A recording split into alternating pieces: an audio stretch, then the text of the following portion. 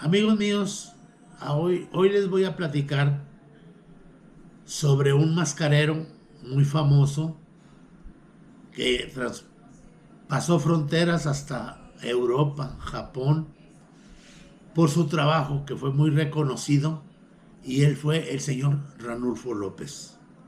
Al señor Ranulfo López yo lo conocí por medio de los Espanto, ya que ellos me llevaron a que me elaboraran una máscara de ellos, pero a mi tamaño. Resulta que esta historia empieza antes, porque yo fabriqué una máscara de los Espanto. Mi abuela me había regalado una máscara esas de juguete en una sombrerería en el Mercado Juárez, y yo la agarré y la deshice toda para copiar los moldes. Como yo vi cómo me quedaba a mí esa máscara, entonces le agregué un poquito más de un lado, del otro lado y todo. Que por cierto, mi abuela se enojó porque la máscara había costado 10 pesos, que era mucho dinero supuestamente. Bueno, total, regresando. Entonces los Espanto me habían dicho: ahorita que andas en México, vamos a llevarte a que te hagan exactamente una máscara como las que yo tengo, las que usamos nosotros. No, pues le digo, pues les agradezco mucho. Entonces ya me llevaron ahí con don Ranulfo López, y él me elaboró una máscara de los Espanto, que no logré tenerla como las tengo todas mis máscaras, ya que me la robaron. Me la robaron como a los 6 7 años después de que yo usaba mi máscara, que me sentía muy orgulloso porque había sido regalada por ellos mismos.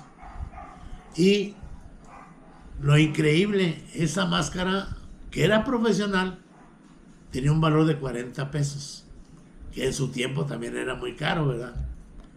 Pero en fin, entonces fue como conocí yo a don Ranulfo, y ahí nos seguimos durante toda la vida hasta su muerte, en la amistad que tuve con él, con su hijo Leopoldo, que era don Ranulfo se dedicaba a hacer el dibujo y a cortar, y su hijo Leopoldo era el que las ensamblaba, o sea, las cosía y pegaba todos los diseños de piel. Muchos años después, el doctor Alejandro, que siguió haciendo las máscaras que ellos utilizaron para todos los luchadores, ¿verdad? Como les decía, pues con la amistad que yo tuve con don Ranulfo, pues, y la confianza, había gente que me pedía aquí alguna máscara y todo. Yo le pedía directamente a don Ranulfo: oiga, me encargaron una máscara del santo. Y él nunca me decía que no. Sí, está bien. Y me la mandaba. Y yo tenía contacto por teléfono con él. Y cuando yo iba a México, me pasaba hasta 12 horas con él ahí en su taller de su negocio, ¿verdad? Platicando de los luchadores, de estos. Y me tocaba ver a todos los que iban llegando ahí por sus máscaras. Había una cosa muy especial, porque cuando llegaba el santo, pues yo conocía ya al santo, ¿verdad? Entonces se cerraba el negocio para que para que el santo se probara sus máscaras sin que hubiera nadie en medio, porque era muy celoso de su identidad. Y eso siempre me acordé de eso. Y que me acuerdo cuando se ponía en las máscaras, él mandaba hacer 10 máscaras. Entonces se les iba poniendo una por una, y él veía que le quedaba chueco un ojo, lo rayaba con una pluma de color azul, o que la boca un poco chueca, la rayaba también. Ay, me dolía a mí que rayara las máscaras, ¿verdad? Pero pues él quería ser perfecto. Y bueno, pues ni modo, así era la cuestión. Entonces,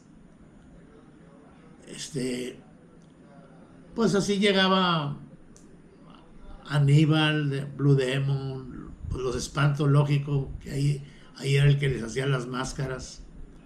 como que todos corrían de un lado hacia otro con diferentes mascareros, porque en aquella época sí había muy buenos trabajadores, o sea, ellos mismos elaboraban los productos de primera clase, de primera calidad.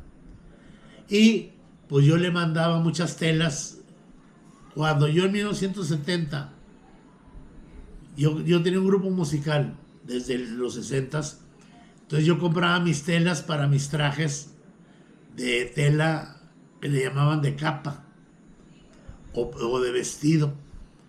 Y en una de las ocasiones vi la tela, esa licra metálica, que aquí le pusieron lamé, que esto es un error de lo de lamé. El lamé es una tela que usan para las fiestas, que es brillosa, pero no es elástica. Y el Metallic Stretch, esa nosotros la traíamos de Estados Unidos, la fabricaban en Nueva York, en la fábrica Warshop. Entonces, él y otro gran mascarero, que más adelante voy a hablar de él, eran los que yo les surtía ese tipo de telas. Después fue un tercer mascarero, que también vamos a hablar en la línea sobre lo que conocimos. Entonces, pues con Ranulfo ya era una persona de edad. Entonces yo a veces lo invitaba a comer o él me invitaba a mí. Pues íbamos a las 3, 4 de la tarde a comer, ¿verdad? Porque era la hora en que ellos comían. Yo estaba acostumbrado a comer a la 1, pero me esperaba con tal de compartir con ellos, tanto por las pláticas que tenía yo con ellos. Y yo le decía, oiga, don Ranulfo, ¿y quién es su cliente más fastidioso? ¿Y quién es el que le compra más? En fin, así detallitos que teníamos sobre la conversación de su trabajo.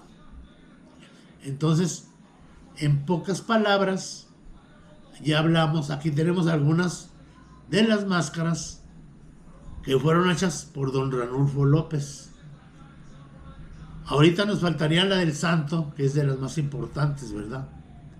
Pero este trabajo lo demuestra la calidad de su producto, ¿verdad?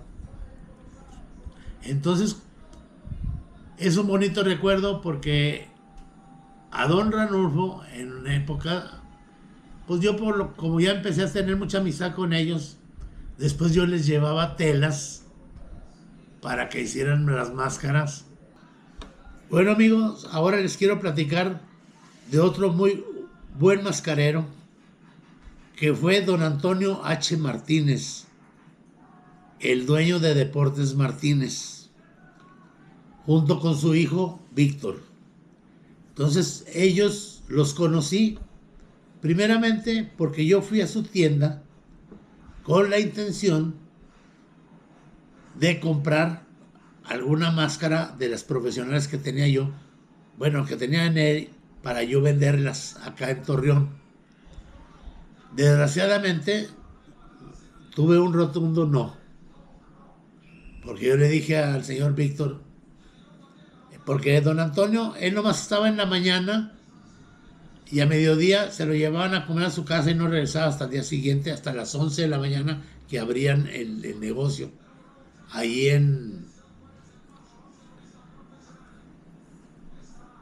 ¿Cómo se llamaba esta calle? Bueno, ahorita me acuerdo. Era Eje Central,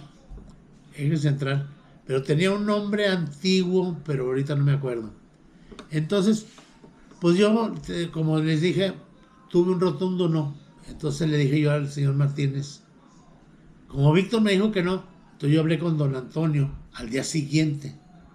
Digo, oiga, don Antonio, ¿sabe qué? Yo vengo de Torreón, yo tengo una colección de máscaras y todo, pero aparte yo vendo. Entonces, yo ayer le dije a su hijo que me vendiera algunos artículos y él se negó.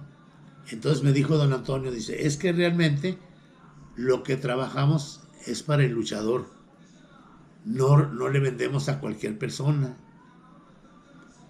Le dije, no, pues qué lástima, porque fíjese que pues hay artículos que ustedes lo fabrican y otros mascareros no las hacen. Entonces, total lo convencí. Y él me vendió algunas máscaras de las que tenía él ahí. Porque él le fabricaba, primeramente, él fue el que le hizo la primera máscara al santo. Antes de don Ranulfo. Él hizo la primera máscara de tela con piel al santo. Él le trabajó al médico asesino. Después les trabajó también a los espanto, que era otro tipo muy diseño, muy diferente al que después se le elaboró don Ranulfo López. Y lógico, otro de los clásicos era la del Huracán Ramírez. En un principio, el molde original era de don Antonio H. Martínez y después pasó a con Ranulfo López.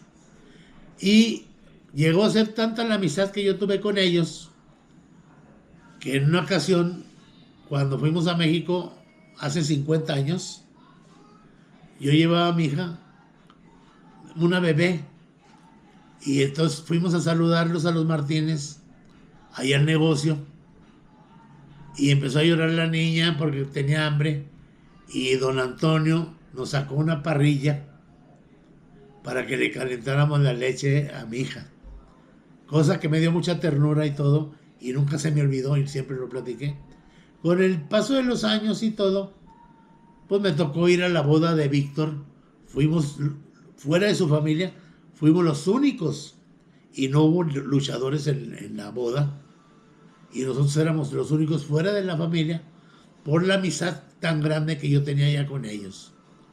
Entonces a mí me dolió mucho cuando muere don Antonio, que lo manejaban como el zar de las máscaras, porque supuestamente él fue el que hizo la primera máscara de luchador en México. Entonces, pues la tradición ahora la siguen los hijos de Víctor, Mauricio y una de las muchachas, que no me acuerdo cómo se llama ahorita. Y con Víctor, cada vez que yo iba a México, siempre nos íbamos a comer muy pocas veces a mediodía, porque por lo regular a Víctor le mandaban comer comida de su casa y él comía ahí en el negocio. Pero no nos fallaba ir a cenar siempre que íbamos a la sopa de médula y a los tacos de carne asada. Era como una tradicional. Si yo lo veía 3 días y las 3 noches nos íbamos a comer, siempre juntos. Entonces fue una amistad que nos duró hasta después. Yo ya no pude ir para México. Nos dejamos de hablar por la cuestión de que él anda con mucho trabajo allá y yo andaba también en mi trabajo por acá. Y se perdió un poquito. No se perdió la relación, pero sí el contacto que teníamos tan seguido, porque yo iba muy seguido a México. Entonces, ahí en Deportes Martínez, me tocó estar ahí en la primera calle donde fue durante casi toda su vida. Estuvieron ahí con el taller. Después se pasaron acá al frente del estacionamiento de la Arena México, donde tenían ya el negocio de Deportes Martínez. Ya no vivía ahí don Antonio, pero siempre se quedó con la imagen de que él fue el primero que empezó a fabricar la máscara de luchador. Claro que vamos a poner también las cosas en orden, porque ellos eran vitrina. Ellos no hacían las máscaras, ellos tenían personas que las elaboraban. Y cosa rara, don Ranulfo López le trabajó a don Antonio H. Martínez, que después el nieto no reconocía, pero yo supe porque me lo platicó tanto don Antonio como don Ranulfo. Entonces, eran los más conocidos, los más fuertes. A la fecha, el mascarero que más dinero gana es Deportes Martínez, porque ellos siempre manejaron la cuestión de de la computadora y todo eso. Entonces mandaban productos a todas partes del mundo. Entonces todo eso le generó mucho dinero a los Martínez. Y lógico, pues uno de los más fuertes que tuvo fue, como ya habían fallecido todos los viejos, porque el primer diseño que le hizo a los Espanto, después se lo cambió el diseño don Arnulfo López. Y el del Solitario, Víctor Martínez le cambió el diseño original que traía el Solitario de Guadalajara. Qué increíble que en Guadalajara el que hacía las máscaras era Pedro Martínez. Todos traían su etiqueta Pedro Martínez de Guadalajara. Llega a México y se las hace Deportes Martínez. Ahora con Víctor Martínez, ¿verdad? Y el Solitario siempre fue muy buen amigo, tanto mío como de Víctor, ¿verdad? Nos íbamos con él a las luchas, íbamos a Pachuca, Toluca, cerca de ahí, y nos tocó ir al Palacio de los Deportes. La vez que perdió, le desenmascaró a Atila, fuimos los tres a la lucha. Víctor Martínez, nos fuimos en el carro de él, junto con el Solitario y yo. Y recordándolo, ahí en Pachuca, nos tocó una vez que fue a luchar. Ahí fui la primera vez que yo conocí a Solar, que venía de provincia de Guadalajara y apenas iba a dar a conocer en México. Cosa que nos acordamos siempre toda la vida de eso. Entonces, como vemos, brevemente hacemos otro recordatorio de otro gran mascarero a nivel internacional. Les voy a hablar de otro gran mascarero que también pues ya no existe entre nosotros.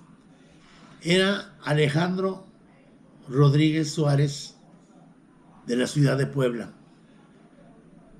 El modo de que lo conocía a él pasó que él vino a la ciudad de Torreón con el equipo de la porra del Puebla, que iba a jugar con Torreón, con el equipo Torreón, los Diablos Blancos.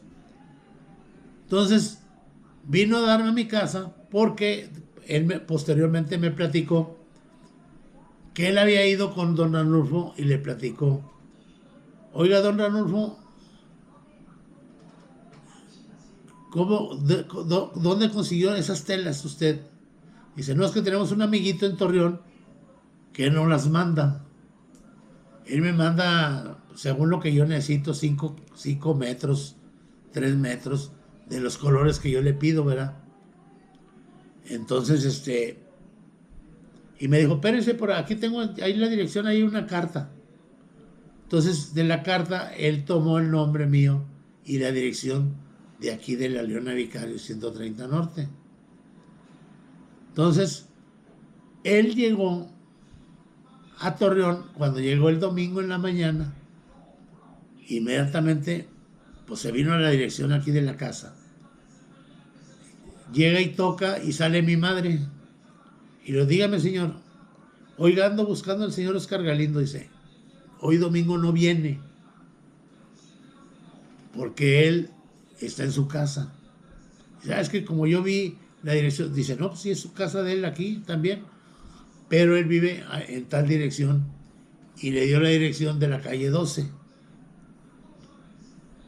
Entonces le dio la dirección y el teléfono que tenía yo allá, y me dijo: bueno, lo voy a ir a buscar.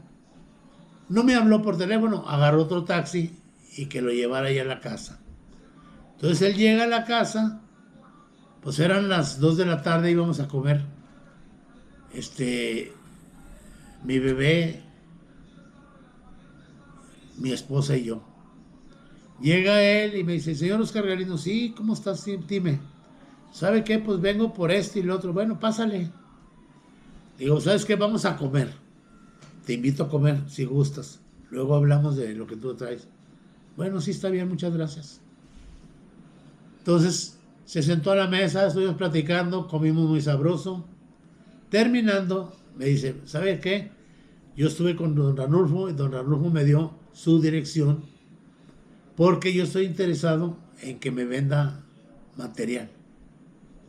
No, pues yo te vendo lo que tú quieras, pero ahorita yo no tengo aquí.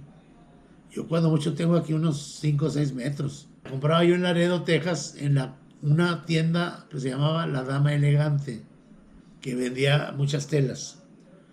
Y esas telas las elaboraban en Nueva York, en la fábrica Warshop, que después cerró. Al cerrar, anduvimos navegando, pero no conseguíamos la tela. Y después la conseguimos en México. ¿Cómo fue que en México? Bueno, aquí todos han desvariado y decían lamer japonés, porque Japón vendía la tela a Corea. Corea lo mandaba a México a sus colegas nacionales que eran coreanos y nos vendían esa tela. Entonces decían que era coreana, pero era mentira. Japón no fabricaba esa tela. La tela la fabricaban en Francia. Entonces, como ves, estaba pues en 3 partes, iba cambiando el precio, ¿verdad? Porque nosotros ya comprábamos ya revendidas, como quien dice. Pero no era mucho. Y la calidad era un poquito más delgada la tela que como la que yo manejaba de Nueva York. No sé por qué motivo, pero dejaron de fabricarla en Nueva York. Después, la diferencia es que en Nueva York nomás había 6, 7 colores. Y Francia hacía cerca de 17 colores. Porque hacía 3 tonalidades de verde. Y de azul 3 tonos de azul. De rojo 2 tonos de rojo. De morado 2 tonos de morado. Porque uno era lila y otro morado. Y así eran los... Más variedad, que muchas de esas telas no se utilizaban. Las telas que más se vendían siempre era el dorado, el plata, el negro y el rojo. Después en calidad de venta seguía el rosa y el blanco. Es como más o menos para darles una breve historia de cómo se conseguían las telas. Y como les dije desde un principio, fue accidente que yo consiguiera esa tela primero en Estados Unidos, porque como yo compraba mucho las telas metálicas para mis trajes de todo mi equipo de músicos, el día que me presentaron esa me gustó, pero dije, no, yo para qué quiero un saco elástico. Este me va a servir para máscaras y mallas y calzón de lucha. Fue como las empecé a introducir. Lógico, Ranulfo me compraba 5 metros. Camotín me compraba 30 metros. Pero Martínez me compraba 200 metros. Porque tenía mayor poder adquisitivo, sí, del dinero. Bueno, más demanda en lo que fabricaba. Porque él trabajaba mucho y ganaba mucho más dinero que cualquier otro. Porque él lo levantó mucho lo que era el internet. Entonces, total, en esa ocasión, Alejandro siempre, desde el primer día que lo conocí, le dije, oye, tú eres camotín. Y me decía, oye, ¿por qué camotín? Pues es que en Puebla venden camotes, ¿no? Pues tú eres camotín. Y le dio mucha risa. Me decía, no, es que el que habla raro eres tú. Decía que yo hablaba raro. O entonces camotín nomás le decías tú, no la demás gente. No, hay más gente, nomás yo. Ah, con razón, porque me ha tocado así con otra gente de que no, y que camotín, y se quedan así como, ¿quién es camotín? Pues ¿quién será camotín? Yo pensaba que la gente que lo conocía a él lo conocían también, no que era algo más personal de... Y con Alejandro fue una amistad hasta que él falleció. Todavía cuando él, una semana antes de que muriera, él me habló que ya estaba muy mal y todo, estaba invadido de cáncer. Yo le dije, pues vete para Torreón a ver si hay algún remedio aquí con médicos. Tenemos mejores médicos que ni en Puebla. Y me dijo, bueno, pues vamos a tratar. No, pero ya estaba invadido. Total, falleció. Y ahora creo su hijo y su esposa siguen elaborando máscaras.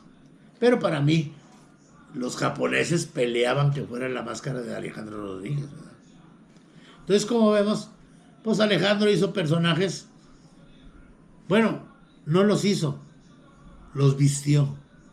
A Mil Máscaras, al Bombero, que era un luchador estelar de Puebla, a Tinieblas, a esta Mil Máscaras, y el Centauro, entre muchos otros, porque él le trabajó. Él fue el que diseñó la máscara de Kung Fu y la de Ultraman.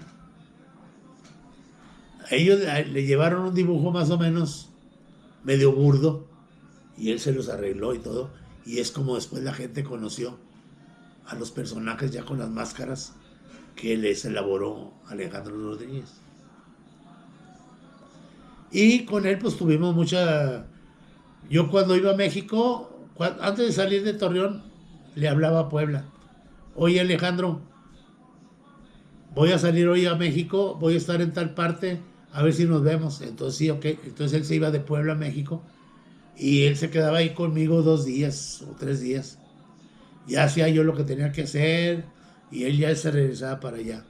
Hubo ocasiones en que me invitó a Puebla y llevé a toda mi familia y nos llevaba al África, nos llevaba a... Es más, para empezar, todo lo que nos servían de comida era pura comida tradicional poblana.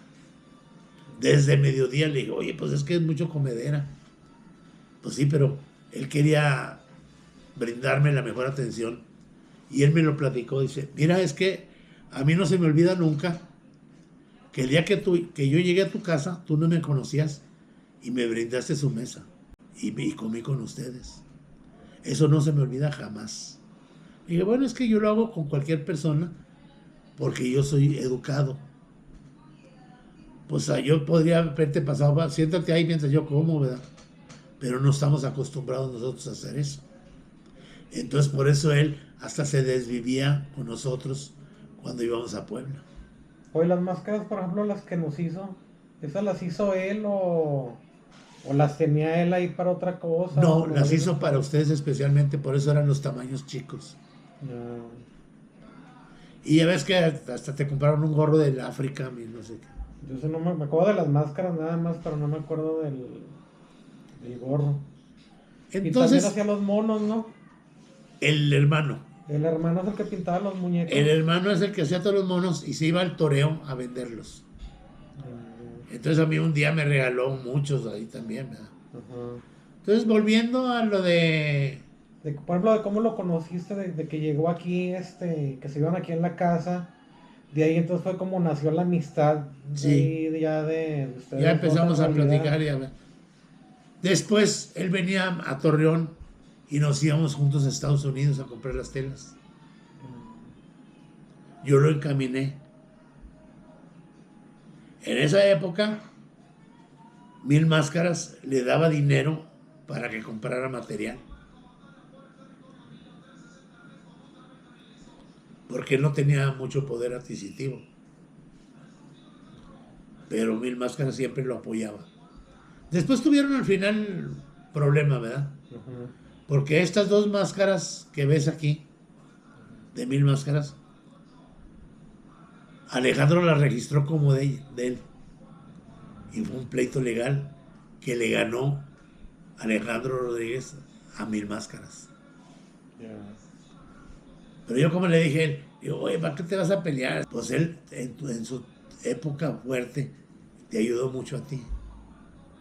Y ahora andan peleando porque ni tú le hiciste máscaras, así como le hizo don Ranulfo. Y entonces ha habido otros mascareros que le han seguido haciendo las máscaras al señor. Pero ya con cuestiones de demandas y todo, pues se van a agarrar a golpes y todo, no van a llegar a nada. ¿Y quién va a salir perdiendo? Tú no vas a vivir ya de él, ¿verdad? Porque tú ya tienes un estándar de trabajo fuerte. Porque los japoneses por media perdían un promedio de 80 a 100 máscaras, que no se las lograba tener, porque él trabajaba muy lento. Entonces, pues él hasta el último también le hizo las máscaras a Zanelli. Entonces, ahí hablamos de otro personaje que él murió muy joven. Tuve una gran amistad con él me apreció mucho como yo lo aprecié a él, y nunca tuvimos diferencias. Yo lo único que lo regañaba: trabaja más rápido, yo tengo clientes y yo si vivo de ti me voy a morir de hambre. Y él se reía nomás. Dije, mira, es que yo estoy impuesto a hacer un trabajo que me lo entreguen rápido, porque yo ya la tengo casi a la venta. Y si no me entregas todo ese producto, ¿con qué le salgo al cliente? No, es que tú eres esto y que el otro, y que la fregada me decía, pero se reía, pero dice, no, es que ya sabes que yo hago las cosas muy lentas. Bueno, así fue. Pero hacía muy bonito trabajo. La prueba está, aquí lo ve la gente. Entonces me da mucho gusto que ahora lo recordamos con cariño, ya que no está con nosotros, como le pasó con don Antonio Martínez, con Ranulfo López. Grandes mascareros que quedan en la historia de letras de oro de la lucha libre mexicana.